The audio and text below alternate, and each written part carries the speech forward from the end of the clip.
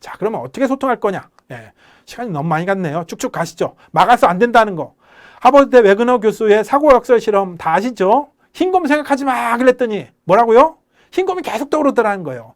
스마트폰 그만해, 게임 그만해 하면 할수록 여기 이 이론에 의하면은 아이들의 마음속에 게임과 스마트폰을 더 단단하게 심는 효과들이 있다는 겁니다. 아, 이거 어떻게 보면 잘 키우자고 하는 게 자꾸 이게 어긋나는 이런 이유들이 어떤 이런 이 강제로 하려고 하는 이런 데에서 출발했다고 보고요. 이런 것들을 조금 안 되면은 다른 방식으로 해볼 필요가 있다는 거죠. 어떻게 해야 될까? 아이들의 시선을 맞추고 아이들의 마음속으로 다가가면서 우리가 같은 편으로서 얘기를 전달했을 때 결국 옳은 말이 아니라 공감의 말이 아이들을 바꾸게 만든다는 거죠. 자, 그러면은 게임을 모르는데 어떻게 애들하고 소통을 할까? 자, 그러면은 조금만 관심을 갖고 지켜보시라는 거죠. 그리고 모르시면은 한번 물어보라는 거예요.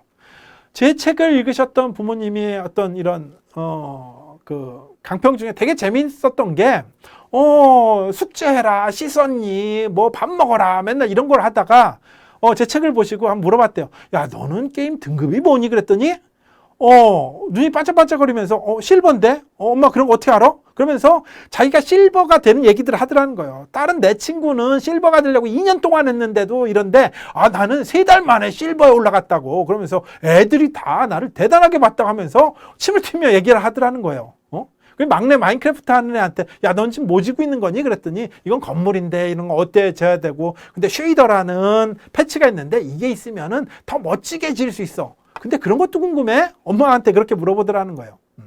결국 이렇게 하면서 게임 얘기뿐만 아니라 아이들의 마음을 이해하고 그리고 그런 것들 가지고 씻거나 밥 먹거나 숙제하거나 그런 거와 같이 연결시키면 훨씬 더 부드러워질 수 있지 않을까요? 그리고 또 하나는요. 소통은 단 한 번에 이루어질 수 없다는 거죠. 저 어린 왕자에서 그런 얘기 많이 나오죠. 어린 왕자하고 그 여우하고 얘기하면서 우리 시간을 두고 천천히 다가와야 된다는 거. 이야기는 여기 서로 오해를 만든다는 거. 제가 드리고 싶은 말씀이 그거예요. 어찌 보면 아이들이 게임하는 것 마음속에 들어가기 위해서는 그 옆에서 부모님들이 좀 계시는 게 보고 있는 게 좀 편안해지셔야 됩니다. 그래야 말이 좀 부드럽게 나오고 이게 아이들 마음에 들어가지 뭔가 이게 편안하지 않으면은 벌써 공격적으로 되고 아이들은 방어 막 딱 칩니다. 예. 그러면은 뭐 아무리 좋은 말, 옳은 말 하더라도 이게 다 튕겨나가는 건 너무 당연하겠죠. 그렇게 하기 위해서는 대략 최소 3주가 걸린답니다. 최대한 6개월 정도 그렇게 노력하시면 어떤 방어막도 다 녹여진다는 겁니다. 그 얘기는 거꾸로 단번에 그냥 조급하게 한두 마디로 이 생활을 확 바꿀 수 있다. 이거는 오히려 아이들의 이 나쁜 습관들을 더 단단하게 만들 수 있다는 거 꼭 기억해 두시기 바랍니다. 자, 그러면 어떻게 소통할까? 빨리빨리 넘어가도록 하죠. 자녀가 소중하다면 자녀가 소중히 여기는 게임도 한번 아껴주실 필요가 있다는 겁니다. 자, 관심 가지고 한번 물어봐 주시라는 거죠. 요즘 무슨 게임 하니? 그거 어떻게 하는 거니? 그런 게 뭐가 재밌니? 어떤 게 재밌니? 근데 여기서 물어보시지 말아야 될 거는 있습니다. 왜 하니? 이거는 싸우자는 얘기죠. 예, 부모님 일을 왜 그렇게 하세요? 그러면은 뭐라고 하시겠어요? 그래서 왜보다는 무엇과 어떻게를 좀 물어보시고요. 그게 조금 진행되면 야, 그런 게 그거 뭐가 재밌니? 그거 뭐에 재밌니? 이런 것들은 나중에 살살 섞어서 하시면 좋겠다는 거. 그리고 뭐 찾아보시면은 요즘 애들이 유행하는 게임들이 있습니다. 뭐 조금 여름부터 유행한 뭐 갈틱폰이나 롤토체스 같은 게 유행이라던데 야, 너도 그런 거 할 줄 아냐? 한번 물어보시죠. 그럼 대부분 한다거나 혹은 뭐 그런 거 하는데 나는 별로 취미가 없어라든거나 또 이야기 보따리들이 쭉 나옵니다. 혹은 또 새로운 게임 하게 되면 엄마 아빠한테도 알려줄래? 그러면은 처음에는 이렇게 봅니다. 근데 나중에는 조금 더 마음을 열고 소통할 수 있는 채널이 열린다는 거. 자, 이제 구체적으로 소통할 수 있는 법 여러 가지가 사실 여러 가지뿐만 아니라 아이들이나 상황에 따라 다르긴 하지만 몇몇 가지 좀 알려드릴 만한 팁들을 알려드리고 좀 강연을 정리하도록 하겠습니다. 첫 번째, 게임과 다른 일들을 세트로 묶어서 처리하라는 겁니다. 이거 게임 몇 분 해? 이 다음에 뭐하고 이렇게 하시지 말고요. 게임 오후에 해야 될 게 뭘까? 오늘 해야 될 게 뭘까? 게임도 하고 숙제도 하고 학원도 하고 가야 돼. 그러면은 이거 어떻게 할래? 어떤 순서대로 할래? 이걸 물어보시라는 겁니다. 자, 그러면은 게임하고 뭐 숙제하고 뭐하고 한다. 이런 얘기를 하겠죠. 근데 중요한 건 여기서 뭐냐면은 선택의 턴을 주는 겁니다. 사실 이게 게임의 핵심이죠. 내가 선택하고 뭔가를 한다는 거.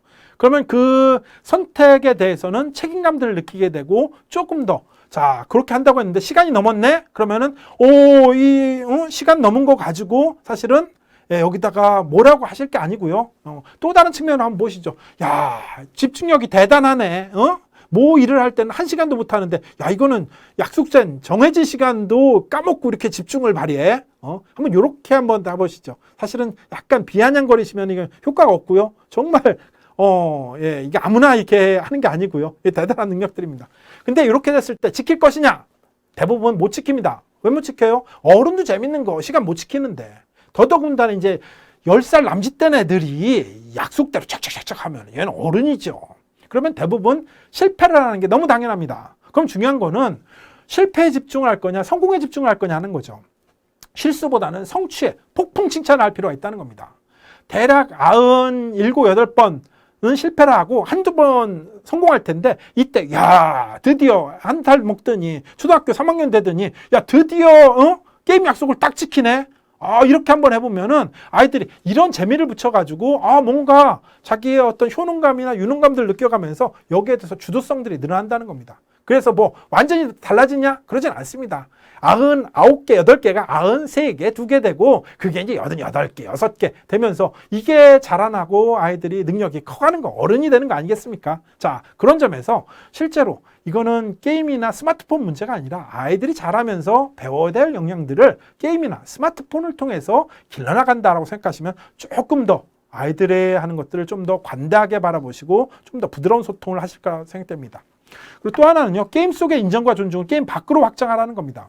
앞서서 말씀드렸던 대로 게임에서 인정과 존중받는 건 다 좋아합니다. 어른이나 애나 할 것 없이요. 자, 여기에 있는 브롤스타즈 같은 경우, 브롤이 브롤러, 우리 챔피언, 누구는 누구야 하면서 청소 좀 도와줄래? 혹은 식탁 차린 것 좀 도와줄래? 자, 이런 방식들대로 한번 접근해 보시면 이게 훨씬 더 부드럽게 이야기들을 통할 수 있다는 거죠. 게임 그만하고 들려 안 들려 이런 얘기보다는. 그리고 혹시라도 이런 전환을 할 때 조금 더 편안한 것들은요, 게임을 그만두시기보다는 뭐 이런 전환 과정에서 뭐 음악을 틀어둔다든지 환기를 한다든지 아니면 간식을 준다든지 하면서 이런 자연스럽게 전환을 할 수 있는 계기를 마련하는 것들, 이게 훨씬 부모님의 메시지가 자녀들한테 잘 전달될 수 있는 팁이라고 하겠습니다. 결국 막아서는 안 되고요. 막아서는 안 되는 이유는 실패하기 때문에 그런 겁니다. 뭐 아이들한테 사랑이 어떻고 이런 얘기를 떠나서 실패하기 때문에 그런 거고, 아이들이 이런 것들을 받아들이고 하는 것들은 이런 아이들, 사람의 어떤 본성들을 잘 응용하시면 될 거고요. 게임 속에 이거는 본성, 스마트폰이 아이들한테 주는 그런 것들을 활용하시면 좋겠다 하는 생각이 듭니다. 더 나가서 아까 말씀드렸던 대로 하이닉스라든지 애플이라든지 구글 같은 데서는 게임 경험들을 오히려 자기의 소재로서, 자기 능력들의 소재로서 많이 활용합니다. 그런 점에서 게임 일기 같은 거 쓰라고 저는 막내한테 이제 그런 얘기를 하는데요. 그냥 간단하게라도 써놓으면은 그 속에 있었던 경험들이 속에서 내가 했었던 거, 이런 것들 가지고 첨단 기업들이나 아니면 요즘 기업들한테 나는 이런 게임을 했는데 여기서 이기고 지면서 이런 체험들을 했습니다는 이 사람을 독특한 인재로 인정하고 이런 활동을 하는데 얘네들한테 눈이 확 띄는 이런 인재상이 될 수 있다는 거. 그러니까 이 경험들을 버리지 말고 이런 것들을 잘 활용할 수 있는, 이게 바로 지혜로운 부모의 중요한 역량이 아닐까 싶습니다. 결론입니다. 아유, 1시간이 떠들었네요. 게임과 맞서기보다는 활용하는 지혜로운 게임 세대 부모님들이 되실 필요가 있다는 겁니다. 현명한 사공은 바람과 파도에 맞싸우지 않고 이걸 활용해서 목적지까지 항해한다고 합니다.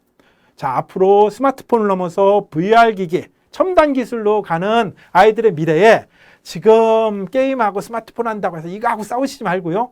요걸 바탕으로 좀 아이들을 좀 더 유능한 인재, 그리고 부모와 소통이 잘 되는 소통 대장, 소통 대망으로 이끄시는데 저희 강연이 미력 하나마 도움이 되었으면 하는 마음을 가지고 여기서 마치도록 하겠습니다. 자, 감사합니다.